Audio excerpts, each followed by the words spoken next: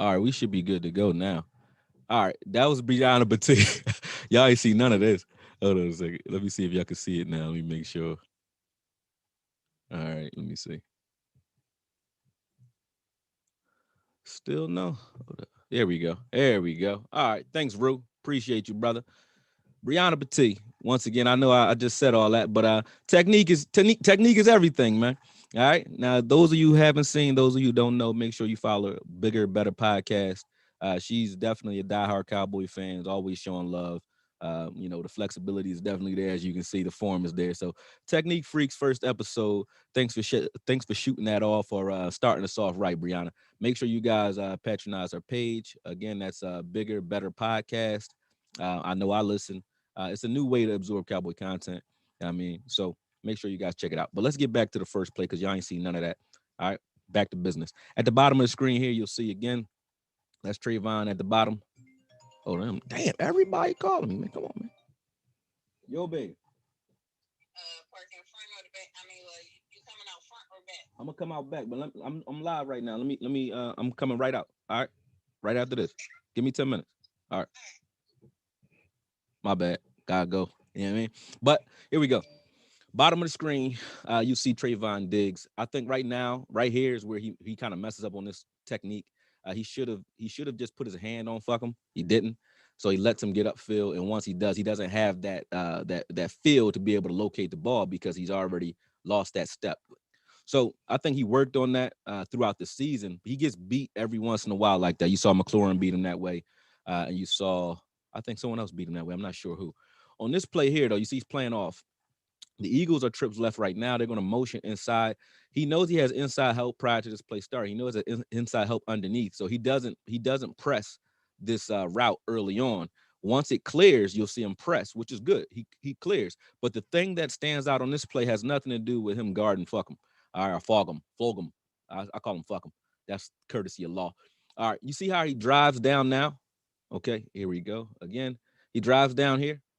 Now he already knows that Fuckham's not getting the ball, so he leaves Fuckham and still clears that man and jumps under Lewis's route, which is excellent. This is what we saw on film when we were drafting him that I liked about him is that he not only does his assignment, but he'll overdo it, and that wasn't his man. And he still got underneath that route. That was excellent play, not just from a rookie. That's from any corner. We don't have corners currently that are veterans on this team that play that aggressive and that are that good as far as like body control, vision, ball hawking. He has it all. Like I wrote down a lot of notes. Here we go.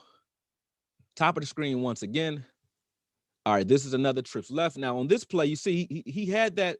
I don't know what Carson Wentz was looking at because Wilson does a good job of getting inside this route. Now once he sees his help actually does his job, he trails off and accelerates to the edge because he knows. I mean, I don't have to get up tight on this guy, so he just accelerates past him and goes for the ball. After Wilson picks him up, he doesn't even bother covering. I believe that's 18.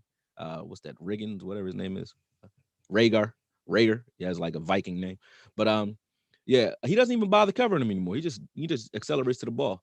And on this one here, you'll see he waits. He's watching, right? He's watching the backfield. Now he's watching for that break. Once he sees those hips turn, he knows that's not a stop and go. Nobody turns all the way around on a stop and go. So he just drives on this ball. Good play by Diggs.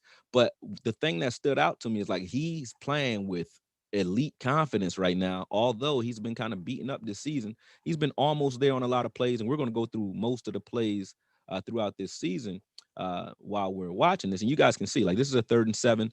He drives down on this play. I think he stops at 4th and 1. He stops it short of the line of game.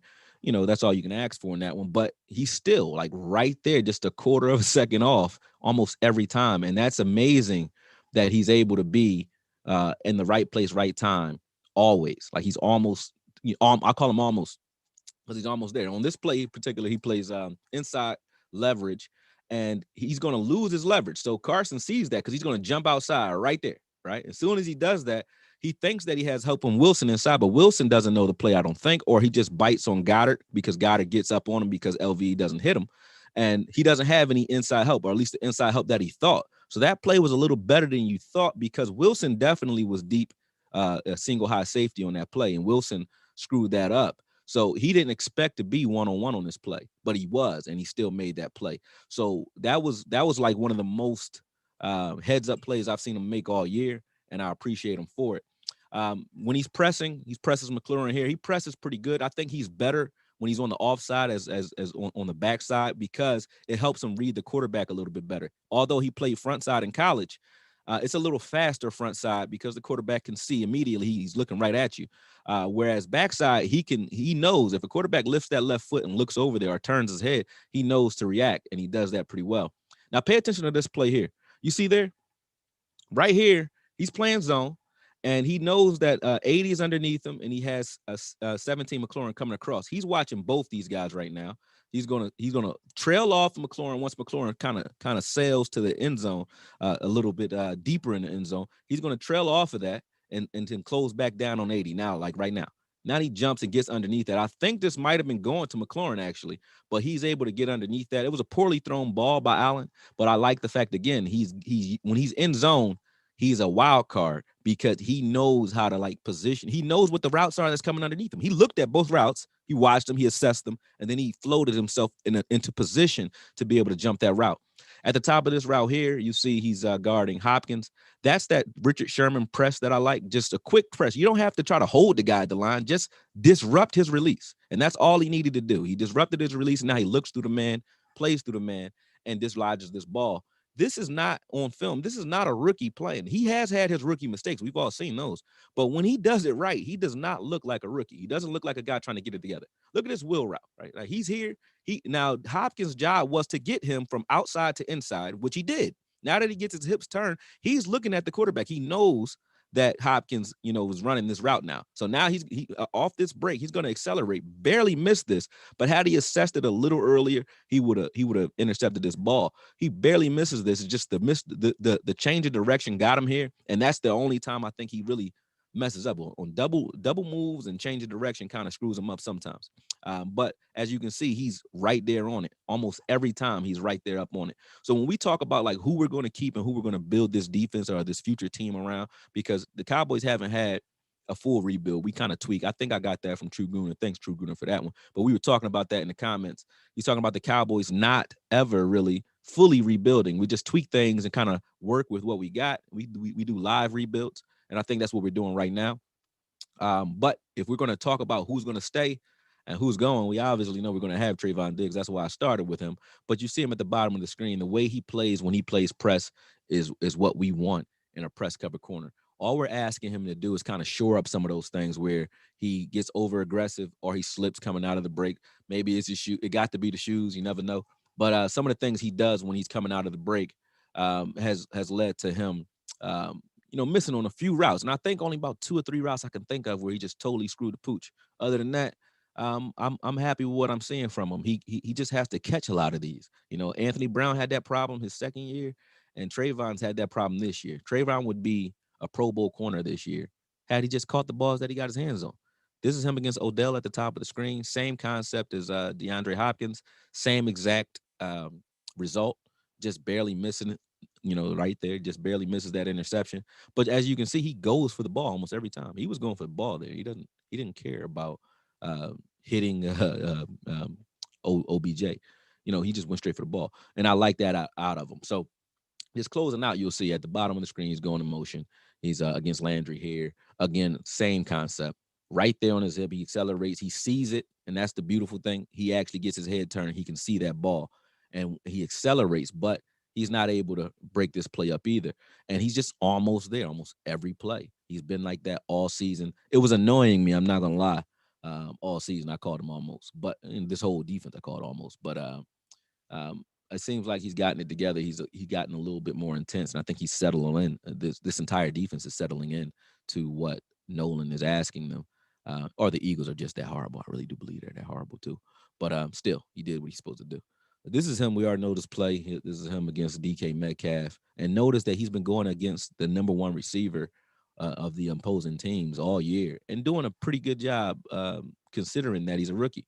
He slipped coming out of the break there on that sluggo or that stop and go route, but he plays all the way through the whistle like we want him to. So again, this should have been horrible for him, but he turns that into a good stat on his stat sheet, a forced fumble and a touchback, which was pretty damn good.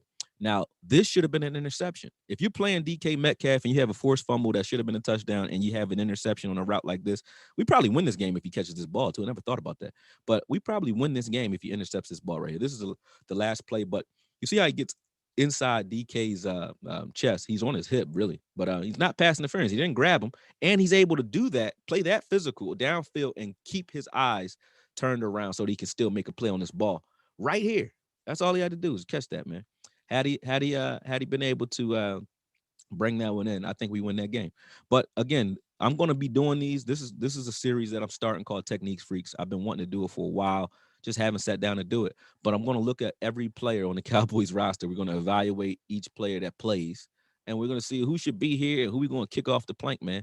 My girl is outside. I got to go shopping and all that other good stuff, man. So I got to go. But for those of you who watch and subscribe faithfully, Rue Glock, appreciate you hitting me. I would have went through this whole joint. I went on the black screen, so I appreciate you calling me, bro. But for those of you who watch and subscribe already, thank you. For those who haven't, make sure you do now, and make sure you hit the like button if you haven't already. I'm jumping on later. I got a bunch of film teed up. I'm gonna give y'all a little teaser before we roll, and I ain't talking about give you some more Brianna real quick. All right, give you some more Brianna before I roll. But beyond that, I'm gonna show you the film that we about to start working on. I'll tee that up while she do her thing. Hold on a second. But in Technique Freaks, I've been doing this all year, just compiling some of the best plays I've seen this season from all teams. But we're gonna start with the Cowboys evaluation, and then from there, show's over from there. Like we're gonna start going into every player in the league and what they do well versus what they don't. Whether it's technique from a player individually or its overall scheme. That's what we'll be looking at. All right. Appreciate y'all though. Love y'all. Love what I do. And make sure y'all stay up.